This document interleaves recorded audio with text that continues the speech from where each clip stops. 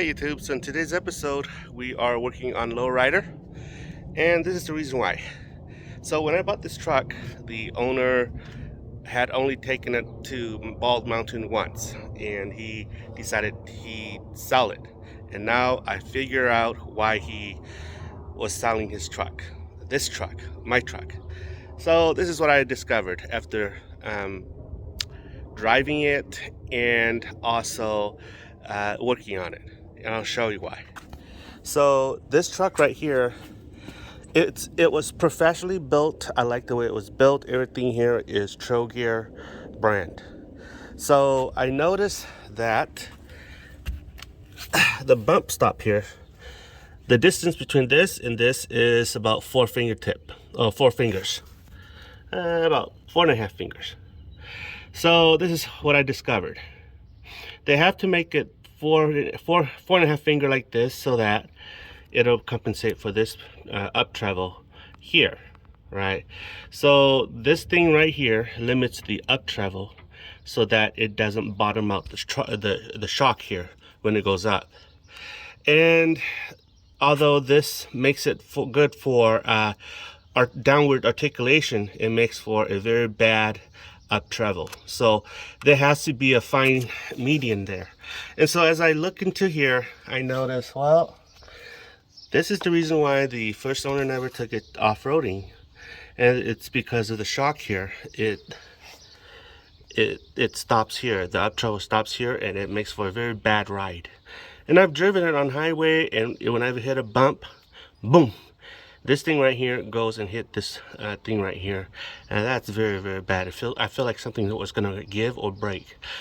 So that was how I figured this out. And so today I'm gonna swap this out.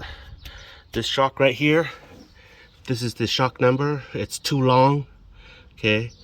And what I discovered is that the rear shock right here is actually perfect for the front. So I already removed the rear shock right here.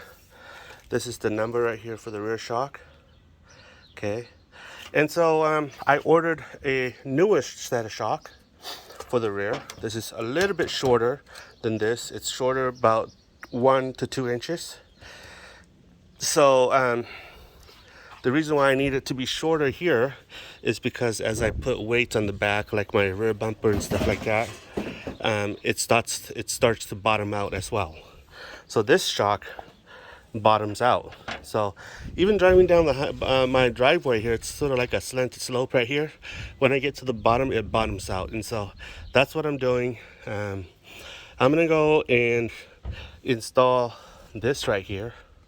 Okay, this is the new one onto it, and then I'm gonna put this one right here, the older one here, into the front, because this one right here is actually the perfect height for the front. So after that, I'm gonna remove the bump stop, so that I won't get that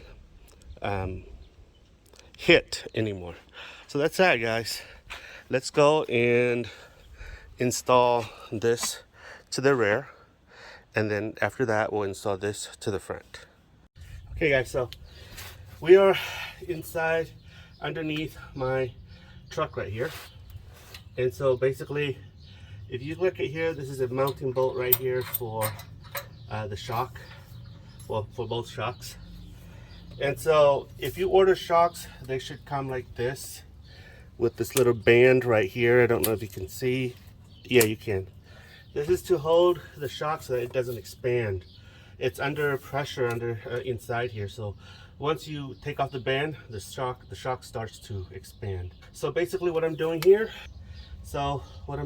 is, if you look at here, there are the eyes here, and what looks like the bolt here will go into here like that. Well, this bolt goes here, okay? So that's what we're doing. So what I'm gonna do is I'm gonna put this here, slip the bolt in like that, and then the nut, this is a lock nut, screw it in onto this side. Don't tighten it yet because we're going to put this up here.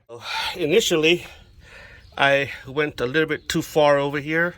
I placed this over here, but I forgot, and I refigured it out that this didn't go over here, and this goes here. And so that's how this is how it looks like. Okay, it's ooh, this is good. It's a way shorter than the original one, which means that this thing can articulate up a little bit. Now on the down travel, this because this is shorter, it's going to be about 1 or 2 inch shorter on the down travel, but that's okay. And so it is on this side as well. So I'm going to go next. I'm going to go to the front and remove that shock over there. So basically now I'm doing the front. So you can see here I've gotten the bolt that holds the top eye here out. I've also removed the bottom bolt here. So they've expanded, so I can't take them out. So what I have to do, okay, is I have to press this down like this, use some elbow grease, swing it out, and then remove it. Okay, so this is how I remove this bad boy right here. Just have to angle this so it'll come out. Okay, so here is the one that I just took out from the front. This is the one that is in the back, what was in the back of the 4Runner. You can see it's that short. This is fully expanded. So I can tell you that being that this is shorter, what it's going to amount to is that it's going to, on down travel, this is not going to travel as far, but on the up travel, this is going to give more up travel. And about 95% of the time, my truck is on the street, so that's what I need. So I can tell you this is the base, this is the body of the shock. So this is the end, and this is the end right here. So it is about 4 inch short. And the travel length, yeah, it's expanded, is about 6 1/4 short on the travel length on this one. So you win some, you lose some, but I feel a lot better with this. I'm going to install this, and after that I'm going to lower the front, and that's my aim, okay? And I'd rather have a lower profile vehicle than a taller profile. I'm going to lower about 3 inches, so hopefully this will correct everything. So you can see here this does not have a bellow here, but I'm going to leave this bellow here for dust sake. So that's what I'm doing. So this is how she looks like after the install. You can see I chopped the bump stop. I have a new bump stop that I'm going to install. That's in the next episode. And then on this side as well, so you can see the bump stop has been removed, and I have a new bump stop. It's called Sumu bump stop, and I'm gonna adapt that onto here and make it work. And that's that, guys. See you on the next episode.